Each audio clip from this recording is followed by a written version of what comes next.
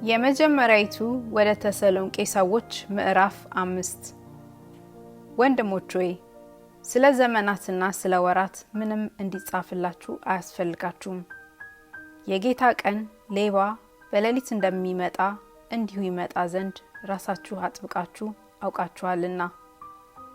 ሰላምና ደህንነት ነው ሲሉ ያን ጊዜ ምጥ እርጉዝን እንደሚይዛት ጥፋት በድንገት ይመጣባቸዋል፣ ከቶም አያመልጡም። እናንተ ግን ወንድሞች ሆይ ቀኑ እንደ ሌባ ይደርስባችሁ ዘንድ በጨለማ አይደላችሁም። ሁላችሁ የብርሃን ልጆች የቀንም ልጆች ናችሁና እኛ ከሌሊት ወይም ከጨለማ አይደለንም። እንግዲያስ እንንቃ፣ በመጠንም እንኑር እንጂ እንደ ሌሎች አናንቀላፋ። የሚያንቀላፉ በሌሊት ያንቀላፋሉና የሚሰክሩም በሌሊት ይሰክራሉና እኛ ግን ከቀን ስለሆንን የእምነትንና የፍቅርን ጥሩር የመዳንንም ተስፋ እንደ ራስ ቁር እየለበስን በመጠን እንኑር። እግዚአብሔር ለቁጣ አልመረጠንምና በጌታችን በኢየሱስ ክርስቶስ መዳንን ለማግኘት ነው እንጂ የምንነቃም ቢሆን የምናንቀላፋም ብንሆን ከእርሱ ጋር አብረን በሕይወት እንኖር ዘንድ ስለኛ ሞተ። ስለዚህ እናንተ ደግሞ እንደምታደርጉት እርስ በርሳችሁ ተመካከሩ፣ አንዱም ሌላውን ያንጸው።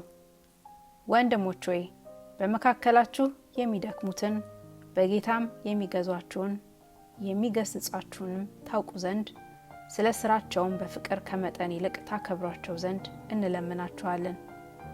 እርስ በርሳችሁ በሰላም ሁኑ። ወንድሞች ሆይ እንመክራችኋለን፣ ያለ ስርዓት የሚሄዱትን ገስጿቸው፣ ድፍረት የሌላቸውን አጽናኗቸው፣ ለደካሞች ትጉላቸው፣ ሰውን ሁሉ ታገሱ። ማንም ለሌላው በክፉ ፈንታ ክፉ እንዳይመልስ ተጠንቀቁ። ነገር ግን ሁልጊዜ እርስ በርሳችሁ ለሁሉም መልካሙን ለማድረግ ትጉ። ሁልጊዜ ደስ ይበላችሁ፣ ሳታቋርጡ ጸልዩ፣ በሁሉ አመስግኑ። ይህ የእግዚአብሔር ፈቃድ በክርስቶስ ኢየሱስ ወደ እናንተ ነውና። መንፈስን አታጥፉ፣ ትንቢትን አትናቁ፣ ሁሉን ፈትኑ፣ መልካሙን ያዙ፣ ከማናቸውም አይነት ክፉ ነገር ራቁ።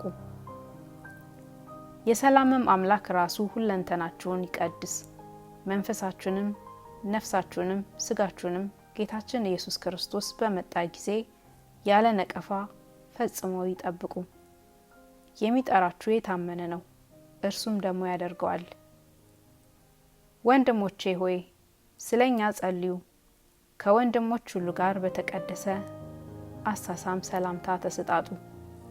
ይህ መልእክት ለቅዱሳን ወንድሞች ሁሉ እንዲነበብ በጌታ አምላችኋለሁ። የጌታችን የኢየሱስ ክርስቶስ ጸጋ ከእናንተ ጋር ይሁን። አሜን።